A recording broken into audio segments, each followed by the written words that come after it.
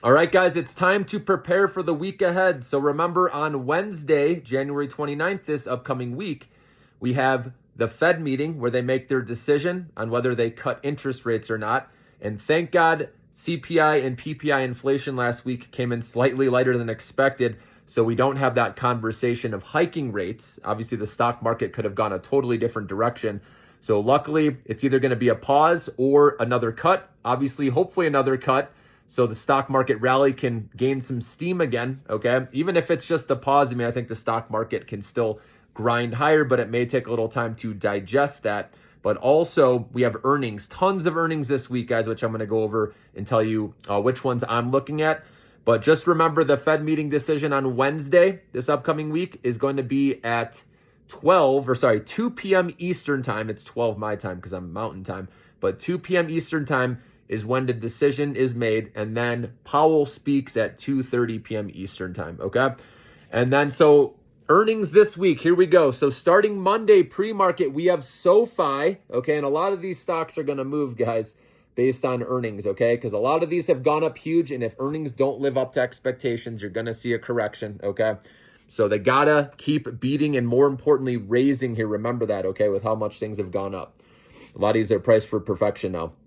Okay, so SoFi's pre-market. Post-market, we have Nucor, a Western Alliance Bank Corp. This one I'm looking at just to see how the regional banks are doing, all right? And then Tuesday, pre-market, we have Lockheed Martin, which Trump seems to be talking positively about, military vehicles and things like that, and obviously the fighter jets. So he's fascinated by those. So maybe Lockheed Martin can do okay, all right? It's not as bad as, they're talking about cutting costs, right?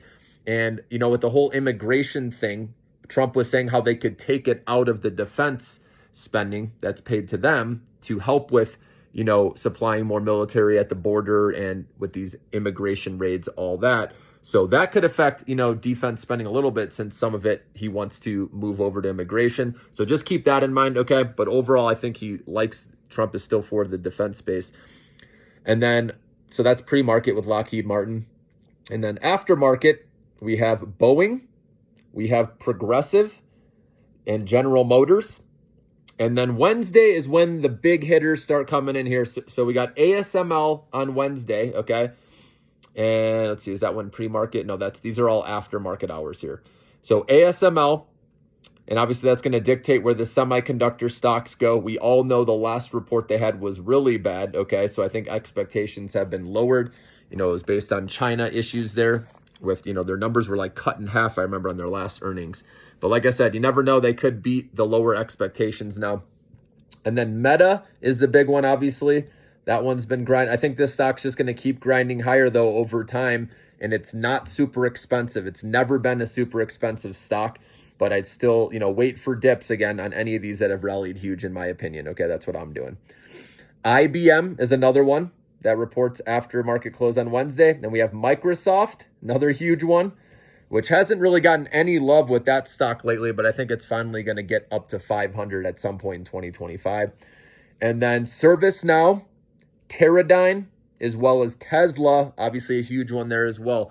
So this stock has gone up huge, we know, and these numbers, if they show anything, if they don't show improving margins again, like if they go down, then the stock's going to take a hit. So just be ready for that, even though they have so many areas of growth.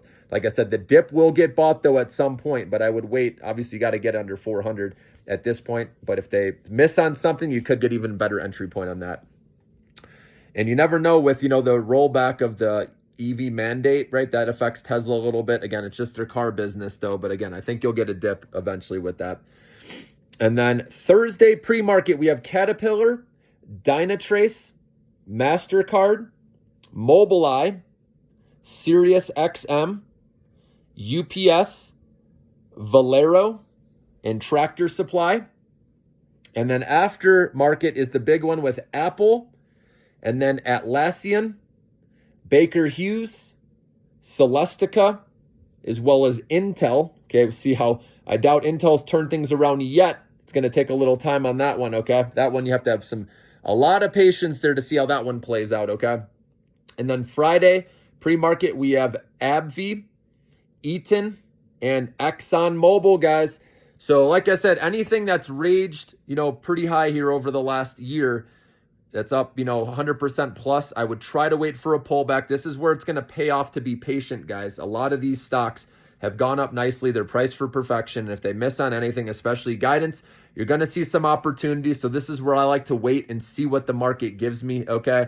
I'm not going to be playing any earnings going into it, okay? I'm going to wait to see what opportunities come my way afterwards, okay? And obviously the Millionaire Maker stock portfolio, guys, I'm going to be updating that right after this video. So make sure to become a member if you're not, with new price targets of when to buy, okay? And then my allocation, with each stock. These are crushing it right now.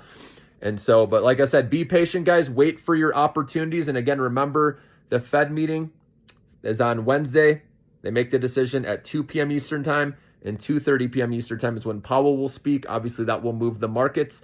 So I think there'll be plenty of dip buying opportunities, guys. No matter how long it takes, wait for good entry points.